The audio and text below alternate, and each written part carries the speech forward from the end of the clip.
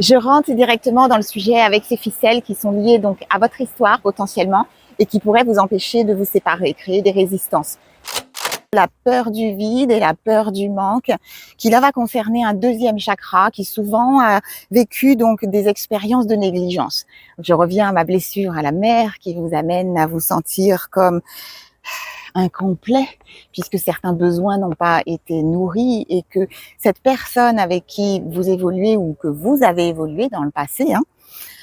vient comme combler ou mettre un petit peu de pommade et de baume sur cette blessure et qui vous a permis comme de survivre et de compenser. Et au moment de la séparation, eh bien, il y a une partie consciente ou inconsciente qui se rend bien compte que, eh bien, ça va manquer de nouveau. Et cette blessure est tellement, en anglais on dit acute, c'est vif, voilà, c'est déchirant au deuxième chakra, c'est comme un ventre qui est vide et qui n'a pas mangé et qui va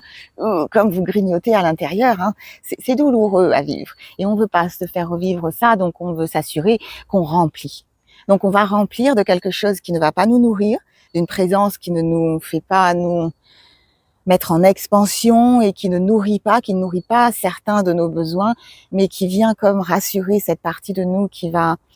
quand même avoir le sentiment qu'il y a moins de vide et qu'un espace est comblé, même s'il n'est pas comblé avec des choses qui sont justes pour nous.